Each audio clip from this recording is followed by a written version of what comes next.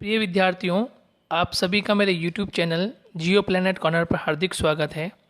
अगर आप इस चैनल पर नए हैं तो इसे सब्सक्राइब ज़रूर करें, साथ ही बेल आइकन को भी प्रेस करें जिससे कि मेरे आने वाले वीडियोस का नोटिफिकेशन आपको तुरंत मिल जाए। और यदि आपको वीडियोस पसंद आए तो इसे लाइक एंड शेयर करना ना भूलें। हेलो एवरीवन, भूगोल की सीरीज़ में हम कक्षा 11 के लिए एनसीईआरटी पाठ्य पुस्तक का अध्ययन कर रहे थे और लास्ट हमने पृथ्वी से संबंधित उसकी उत्पत्ति और विकास किस प्रकार से हुआ है उसकी हम चर्चा कर चुके हैं।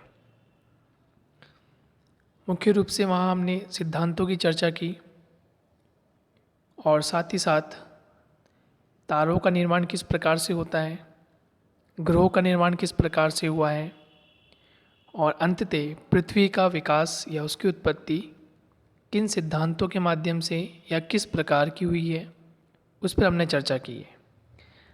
आज एक नए टॉपिक के साथ पृथ्वी की आंतरिक संरचना यानी इंटीरियर ऑफ द अर्थ पर हम चर्चा करेंगे।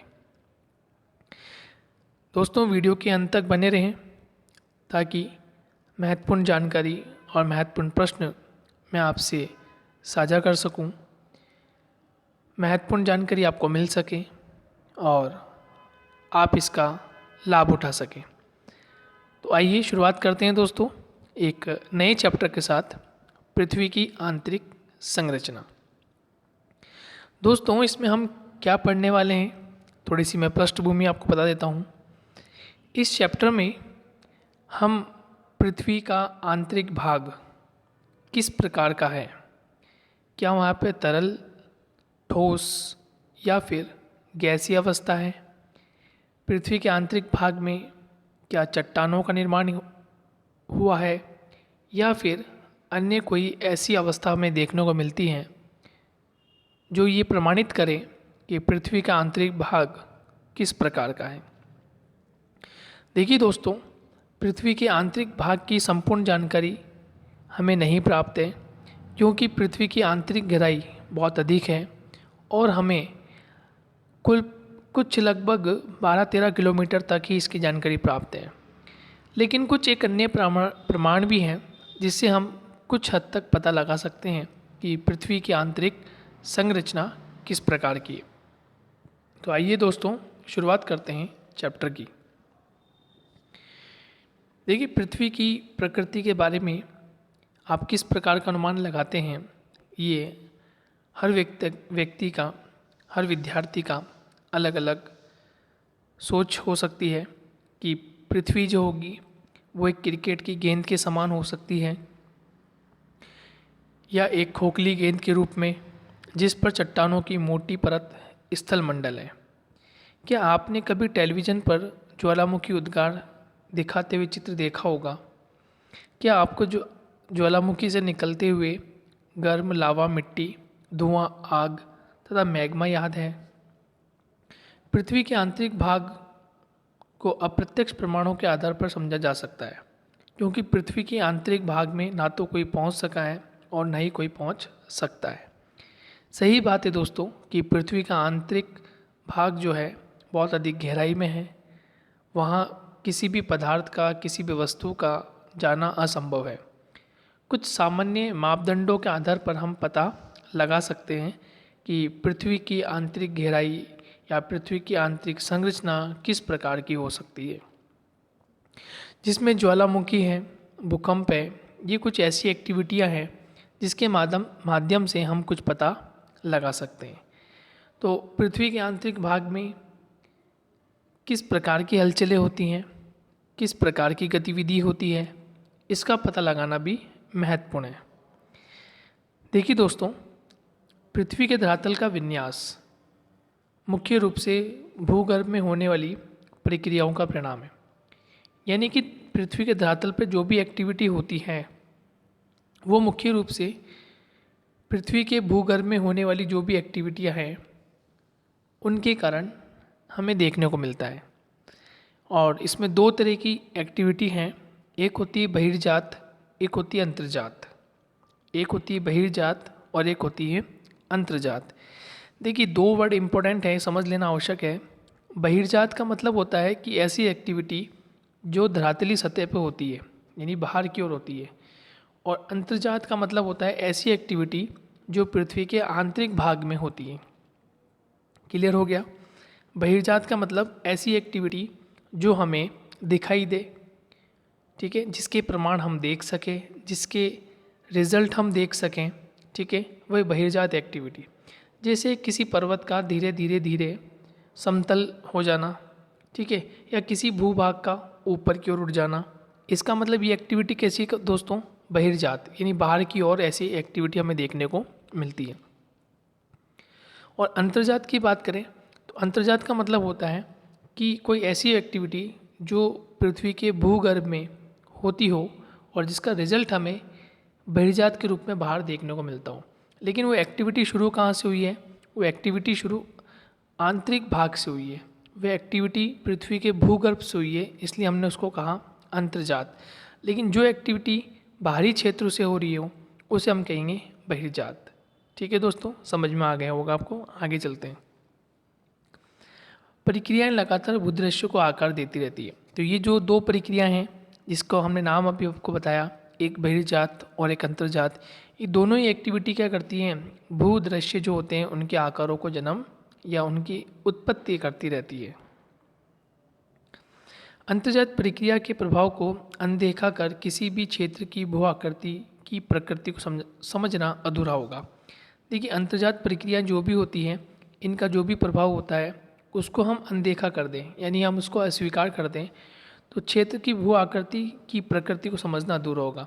जब तक हम अंतर्जात प्रक्रिया को नहीं समझ पाएंगे, जब तक हम भू आकृति, जो क्षेत्र की भू आकृति है, उसकी प्रकृति को नहीं समझ सकते कि वह प्रकृति किस प्रकार की है। ठीक है, जैसे मान लीजिए कि कोई पर्वत बना है, ठीक है, कोई पठारी गतिविधि हुई है, किसी पर्वत का निर्माण हुआ है या किसी पठार का निर्माण हुआ है या कहीं पर वलन हुआ है, तो ये कैसे हुआ है, क्यों हुआ है, इन सब के पीछे जो सही मत है वो कहाँ है? अंतर्जात में। यानी अंतर्जात जो भी प्रक्रियाएं घटित हो रही हैं उनका परिणाम हमें कहाँ देखने को मिलता है? भू आकृतियों के रूप में देखने को मिलता है। तो जब तक हम अंतर्जात बलों को हम नहीं जान पाएंगे कि अंतर्जात बल कौन कौन से होते हैं, किस प्रकार से लगते हैं, तब तक हम भू आकृतियों की प्रकृति को नहीं समझ सकते। ठीक है, तो इनको समझने के लिए हमें अंतर्जात बलों को समझना अत्यंत आवश्यक है। अर्थात किसी प्रदेश की भू आकृति को समझने के लिए भूगर्भिक क्रियाओं के प्रभाव को जानना आवश्यक है। ठीक है, तो भूगर्भिक क्रियाएं किस प्रकार से हो रही हैं, क्यों हो रही है, उसका कारण क्या है, उसको जानना आवश्यक है। तभी हम पता लगाएंगे कि जो पृष्ठभूमि पर या ऊपरी क्षेत्र में जो विभिन्न प्रकार की आकृतियां बन रही हैं वो किस प्रकार से बन रही हैं, क्यों बन रही हैं, क्या कारण है उनका। मानव जीवन मुख्यतः अपनी क्षेत्रीय भू आकृतियों से प्रभावित होता है, इसलिए भूदृश्य के विकास को प्रभावित करने वाले सभी कारकों के विषय में जानना आवश्यक है, ये समझने के लिए कि पृथ्वी में कंपन क्यों होता है। अब देखिए, ये भी एक इम्पोर्टेंट फैक्ट है कि पृथ्वी में कंपन क्यों हो रहा है, इसका क्या कारण है, इसको भी समझना आवश्यक है। तो हमने प्रथम अध्याय में यही पढ़ा था कि भूगोल में 3 प्रश्न महत्वपूर्ण होते हैं: क्यों, कब और कैसे। एक गतिविधि कैसे हुई, कब हुई और क्यों हो रही है और क्या इसका रिजल्ट होगा।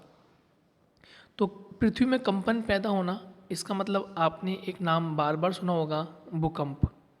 अक्सर हम सुनते हैं, अक्सर आपको ये नाम बार बार सुनाई देता है कि भूकंपीय गतिविधि हुई, किसी क्षेत्र में भूकंप आया, इतनी तीव्रता का भूकंप आया।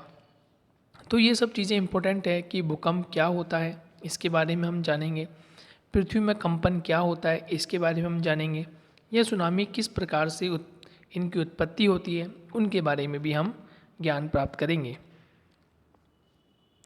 ये जरूरी है कि हमें पृथ्वी की आंतरिक संरचना का विस्तृत ज्ञान हो। पिछले अध्याय में आपने पढ़ा कि पृथ्वी का निर्माण करने वाली भूपरपटी यानी क्रस्ट से क्रोड तक सभी पदार्थ परतों के रूप में विभाजित हैं। देखिए, मैं आपको समझा देता हूँ कि ये क्या कहना चाह रहा है। ये बात ये है कि भूपरपटी से क्रोड तक सभी पदार्थ जो हैं वो परतों में विद्यमान है। एक डायग्राम आपको दिया हुआ है पाठ्य पुस्तक में, मैं आपको यहाँ बना देता हूँ। इस प्रकार से हमारी पृथ्वी का एक भाग दिया हुआ है और पृथ्वी का ये जो भाग आप देख रहे हैं ये कहलाता है क्रस्ट। क्या कहलाता है दोस्तों? क्रस्ट। और क्रस्ट से लेकर इसकी गहराई में हम लास्ट तक आ जाए तो ये जो भाग होगा ये भाग क्या कहलाएगा? इसको बोलेंगे कोर। क्या बोलेंगे इसको? कोर। तो ये परतों में बना हुआ है। इस प्रकार से ये क्या है? परतों में बना हुआ है और सभी परतें जो हैं वो विभाजित हैं और हर परत में कुछ ना कुछ अलग पदार्थ हैं। ठीक है, सभी पदार्थ इसमें अलग अलग देखने को मिलेंगे। एक परत में अलग मिलेगा, दूसरी परत में अलग मिलेगा, तीसरी परत में अलग मिलेगा। ऐसे हम गहराई में जाएंगे तो पदार्थों, रासायनिक पदार्थ हैं, चट्टानी पदार्थ हैं, ये आपको अलग अलग देखने को मिलेंगे। तो क्रस्ट से लेकर, कहाँ से? क्रस्ट से लेकर और लास्ट हम चले जाएं, यानी लास्ट हम जाएं कोर तक, तो आपको अलग अलग रासायनिक पदार्थ देखने को मिलेंगे। घनत्व की मात्रा अलग अलग देखने को मिलेगी, तापमान आपको अलग अलग देखने को मिलेगा।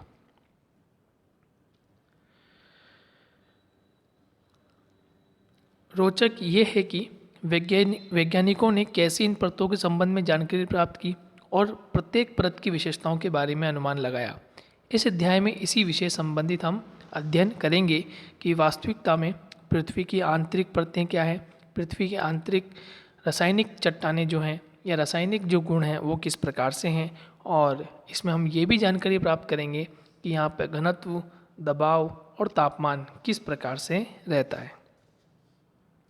तो भूगर्भ की जानकारी के साधन की हम चर्चा करें तो सबसे पहले तो ये बात इम्पोर्टेंट है कि पृथ्वी की त्रिज्या 6370 किलोमीटर है। ये आपको ध्यान रखना है कि पृथ्वी की त्रिज्या कितनी है?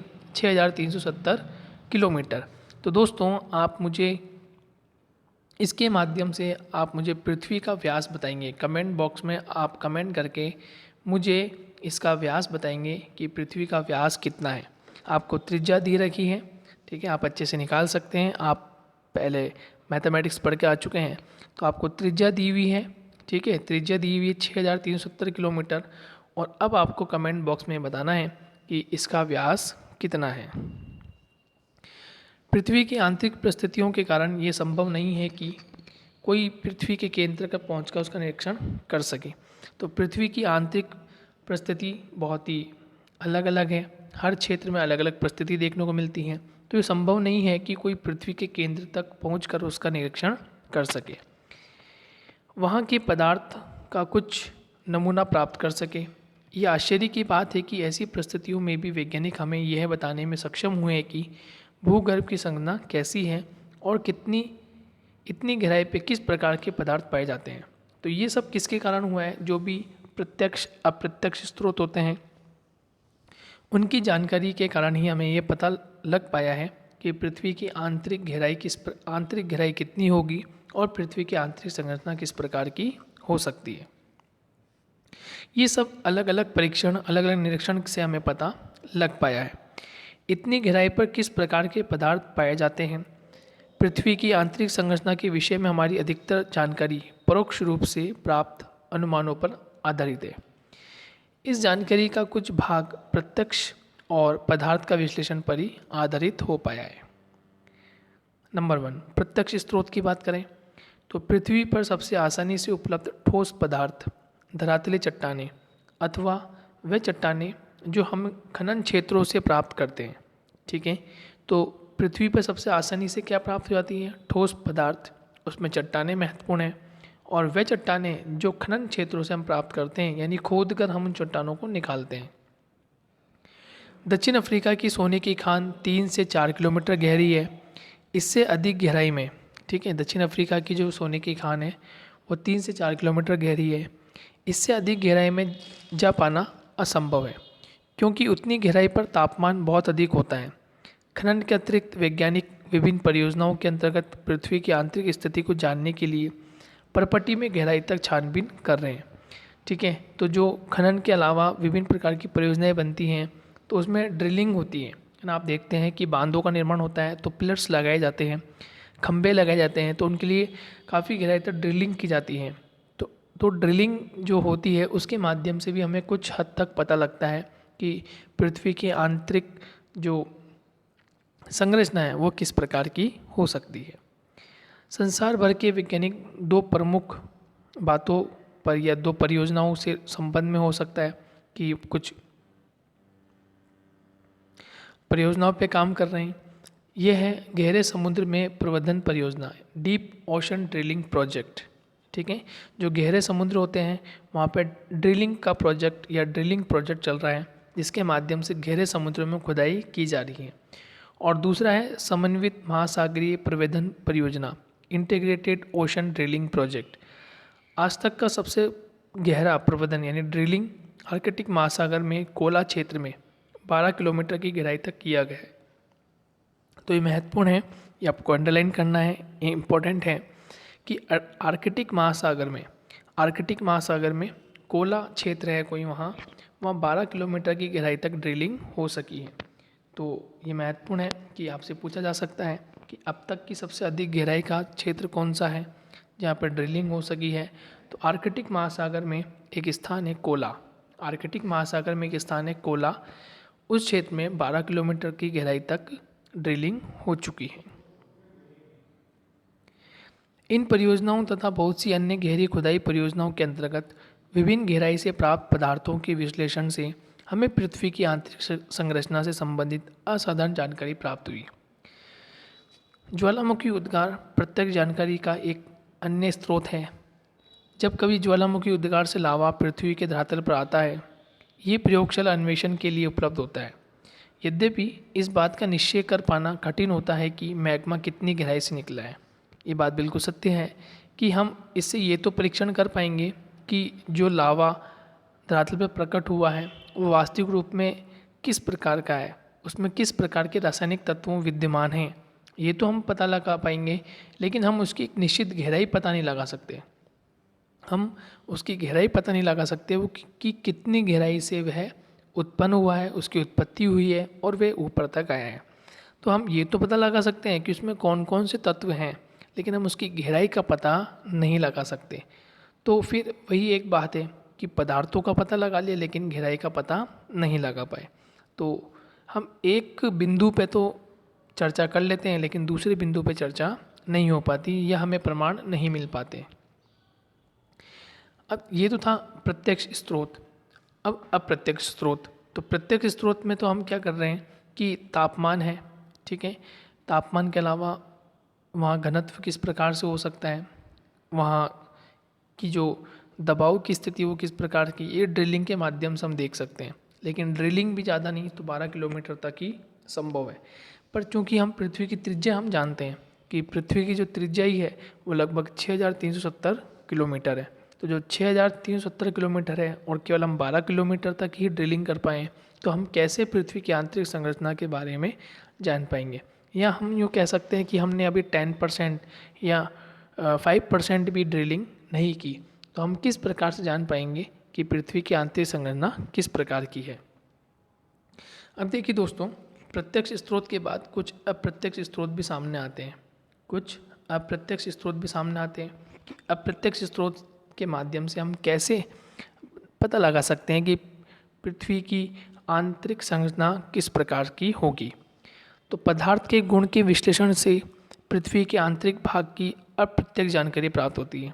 तो पदार्थ का जो गुण होता है, ठीक है, जो भी हमें पदार्थ प्राप्त होता है उसका जो गुण होता है उसका विश्लेषण करके हम पृथ्वी के आंतरिक भाग की अप्रत्यक्ष जानकारी प्राप्त कर सकते हैं। खनन क्रिया से हमें पता चलता है कि पृथ्वी के धरातल में गहराई बढ़ने के साथ साथ तापमान और दबाव में वृद्धि होती है। तो ये कहना चाह रहा है कि जिस प्रकार से पृथ्वी के धरातल में गहराई बढ़ती है, गहराई जैसे बढ़ती जाएगी, ठीक है, जैसे हम गहराई में उतरते जाएंगे तो तापमान एवं दबाव में वृद्धि होती जाती है, इनका कहना यह है। इतना ही नहीं, हमें यह भी पता चलता है कि गहराई बढ़ने के साथ साथ पदार्थ का घनत्व भी बढ़ता है। ठीक है, एक इम्पोर्टेंट बात यह भी है कि पृथ्वी के धरातल में गहराई बढ़ने के साथ साथ तापमान व दबाव भी वृद्धि होगी, ये हम मानते हैं। फिर आगे बात है कि गहराई बढ़ने के साथ साथ पदार्थ का घनत्व भी बढ़ता है। इसका मतलब ये हुआ कि तापमान, दबाव व घनत्व में इस परिवर्तन की दर को आंका जा सकता है। इसका मतलब ये है कि जैसे जैसे हम गहराई में जाएंगे तो तापमान भी बढ़ता है, ठीक है, तापमान भी बढ़ता है, दबाव भी बढ़ रहा है और घनत्व की प्रक्रिया भी हो रही है। तो ये कुछ अप्रत्यक्ष स्रोत हैं जिसके माध्यम से हम पृथ्वी की आंतरिक संरचना के बारे में जान सकते हैं। तो नंबर 1 क्या है? तापमान। नंबर 2 क्या है? दबाव। और नंबर 3 क्या है? घनत्व।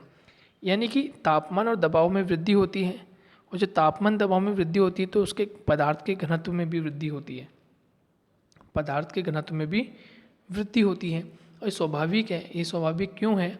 क्योंकि पृथ्वी का जो आंतरिक भाग है, हम पढ़कर आ चुके हैं, पृथ्वी का जो आंतरिक भाग है वह अधिक ठोस पिंडों से बना है। ये यूँ कह सकते हैं कि ठोस पदार्थों से बना है। जब हम पृथ्वी की उत्पत्ति विकास की बात कर रहे थे तो हमारी चर्चा हुई थी कि पृथ्वी के आंतरिक भाग में ठोस पदार्थों से निर्माण हुआ है, और जैसे जैसे हम क्रस्ट पे आते हैं ये पदार्थ हल्के हो जाते हैं, ये पदार्थ हल्के हो जाते हैं। इसकी हमने चर्चा की थी। चाहे तो आप वापस उसी चैप्टर को पढ़ सकते हैं और वहाँ देख सकते हैं, वहाँ स्पष्ट लिखा हुआ है कि पृथ्वी, बुध ग्रह, शुक्र ग्रह, पृथ्वी, मंगल, ये ऐसे ग्रह हैं जिनका घनत्व जो है, जिनका घनत्व और तापमान, दबाव, ये परिस्थितियाँ सब हमें अलग देखने को मिलती हैं। जबकि जो 4 ग्रह अन्य हैं वो गैसीय ग्रह हैं। 4 अन्य ग्रह जो कैसे हैं? गैसीय ग्रह। और गैसीय ग्रह होने के कारण ये बाह्य ग्रह कहलाते हैं। हमने पढ़ा था ये कैसे ग्रह कहलाते हैं? बाह्य ग्रह कहलाते हैं। और ये गैसीय ग्रह होने के कारण इनका जो वास्तविक रूप में हम देखें तो इनमें हाइड्रोजन और हीलियम जैसे तत्वों की भी हमें मात्रा देखने को मिलती है।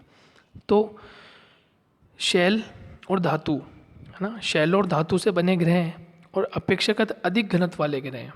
अपेक्षाकृत कैसे हैं? ये अधिक घनत्व वाले ग्रह हैं।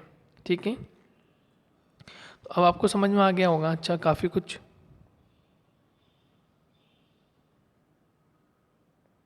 चलिए नेक्स्ट हम बात करते हैं दोस्तों, आगे की ओर बढ़ते हैं। और आगे ये बात है कि पृथ्वी की कुल मोटाई का ध्यान में रखते हुए वैज्ञानिकों ने विभिन्न गहराइयों पर पदार्थ के तापमान, दबाव एवं घनत्व के मान को अनुमानित किया। जैसे जैसे गहराई, जैसे जैसे पदार्थ बाहर निकलते चले गए तो उनमें तापमान किस प्रकार से होगा, दबाव किस प्रकार का होगा, घनत्व किस प्रकार का होगा, इसका उन्होंने अनुमान निकालना प्रारंभ किया। प्रत्येक परत के संदर्भ में इन लक्षणों का सविस्तार वर्णन इसी अध्याय में आगे किया जाएगा। पृथ्वी की आंतरिक जानकारी का दूसरा अप्रत्यक्ष स्रोत है उल्काएं। ठीक है, दूसरा प्रत्यक्ष स्रोत क्या है? उल्काएं। तो पहले तो हमने पढ़ा प्रत्यक्ष, फिर पढ़ा हमने अप्रत्यक्ष। तो अप्रत्यक्ष, यदि आपसे पूछे कि अप्रत्यक्ष साधन कौन कौन से हो गए, तो तापमान, दबाव और घनत्व। कौन से हैं? अप्रत्यक्ष। अप्रत्यक्ष जो हमें दिखाई नहीं देते लेकिन हम महसूस करते हैं, तो तापमान है, दबाव है और घनत्व है। ये कैसे साधन है? ये साधन कैसे हैं दोस्तों? ये अप्रत्यक्ष साधन है। कैसे? अप्रत्यक्ष। और प्रत्यक्ष कौन से? जो हमें दिखाई देते हैं। प्रत्यक्ष जो हमें दिखाई देते हैं, जैसे ज्वालामुखी, भूकंप। ठीक है, ये साधन कैसे हैं? प्रत्यक्ष साधन। और जो साधन नहीं दिखाई देते हैं वे साधन कैसे होंगे? अप्रत्यक्ष स्रोत। ठीक है, तो उसमें जो दूसरा होगा, वो दूसरा अप्रत्यक्ष स्रोत क्या होगा? उल्काएं। क्या होगा दोस्तों? उल्काएं। ये आपको ध्यान रखना है,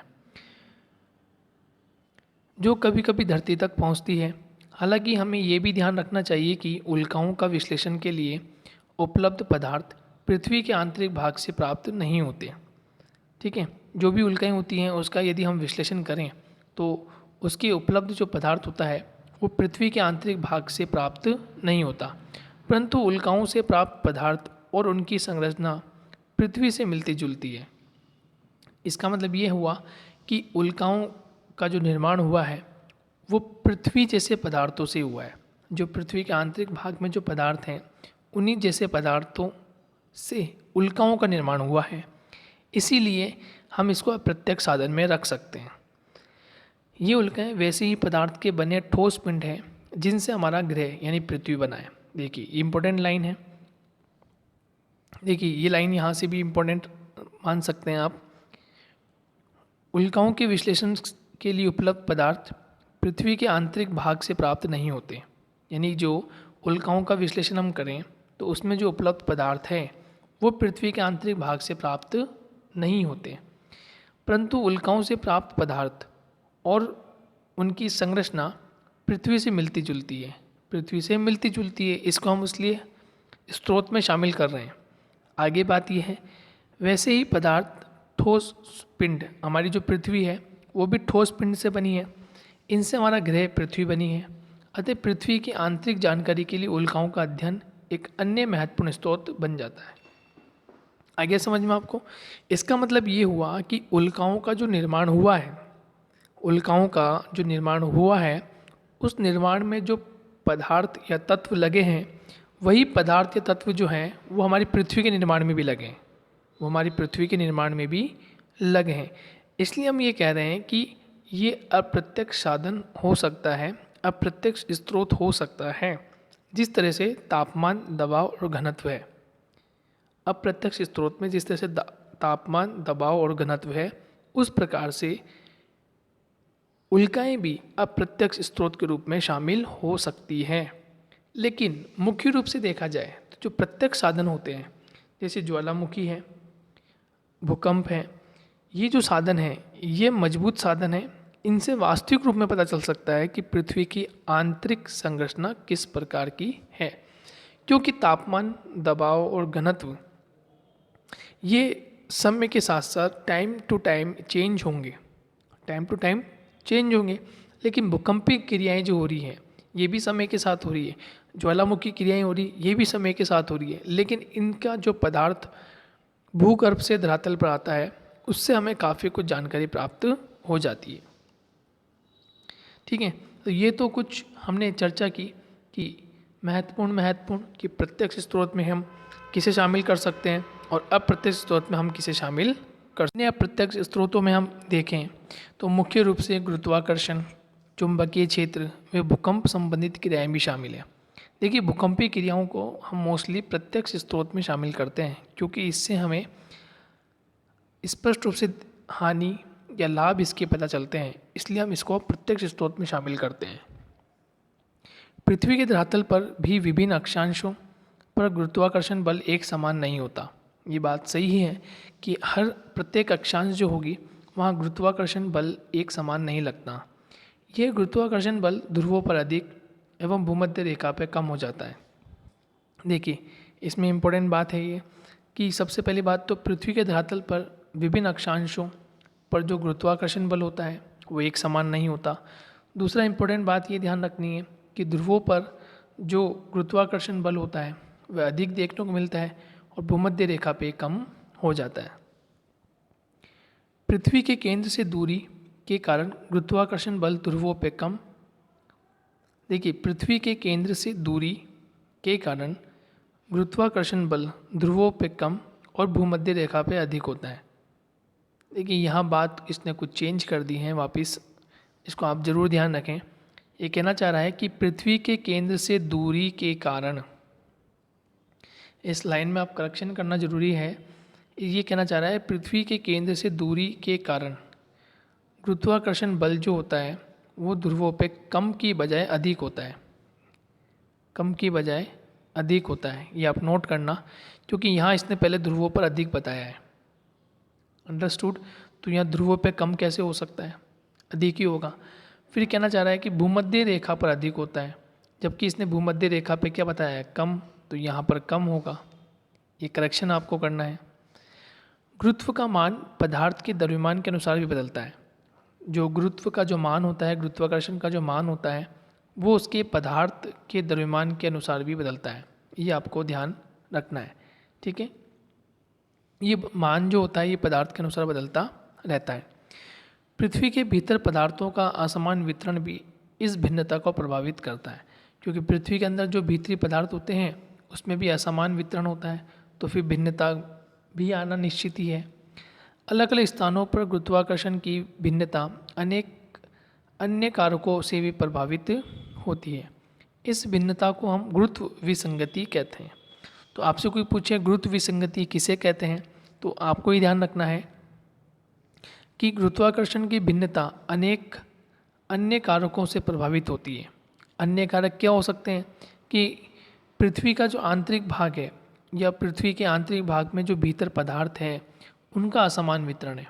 उनका क्या है, असमान वितरण, यानी कि समान वितरण नहीं है, सब एक क्वालिटी के नहीं है, एक तत्व से नहीं बने हुए, अलग अलग तत्वों से बने हो सकते हैं, अलग अलग रासायनिक सम्मिश्रण से बने हुए हो सकते हैं। इसलिए गुरुत्वाकर्षण की भिन्नता अनेक अन्य कारकों से प्रभावित होती है। इस भिन्नता को हम क्या कहते हैं? गुरुत्व विसंगति, ग्रेविटी अनोमली। ठीक है, आगे आपको समझ में, आगे बढ़ते हैं। कहा जा सकता है, कहा जाता है कि गुरुत्व विसंगति हमें भूप्रपटि में पदार्थ के द्रव्यमान के वितरण की जानकारी देती है। चुंबकीय सर्वेक्षण भी भूप्रपटि में चुंबकीय पदार्थ के वितरण की जानकारी देते हैं।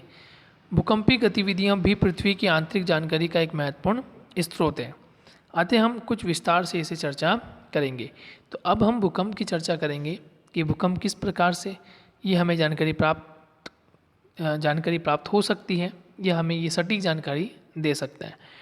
तो मिलेंगे नेक्स्ट लेक्चर में, जब तक के लिए धन्यवाद। आई होप आपको जितना मैंने पढ़ाया है वो आपको समझ में आया होगा।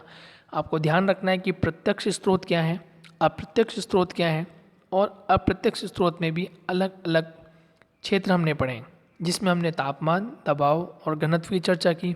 साथ ही साथ उल्काएँ दूसरे अप्रत्यक्ष स्रोत के रूप में काम आती हैं, और उल्काओं में भी महत्वपूर्ण बातें क्या हैं वो हमने चर्चा की। साथ ही साथ गुरुत्वाकर्षण, चुंबकीय क्षेत्र और भूकंपीय क्रियाएं किस प्रकार से अप्रत्यक्ष स्रोत साधन के रूप में कार्य की जाती है। हालांकि भूकंपीय क्रियाएं जो होती हैं वो प्रत्यक्ष स्रोत के रूप में कार्य की जाती है। तो आगे हम पढ़ेंगे कि भूकंप क्या होता है, भूकंप में कंपन किस प्रकार से होता है, कौन कौन सी वेव्स होती हैं, उनसे हमें काफ़ी हद तक जानकारी प्राप्त हो जाती है। तो दोस्तों मिलेंगे नेक्स्ट लेक्चर में, जब तक के लिए बाय बाय, टेक केयर।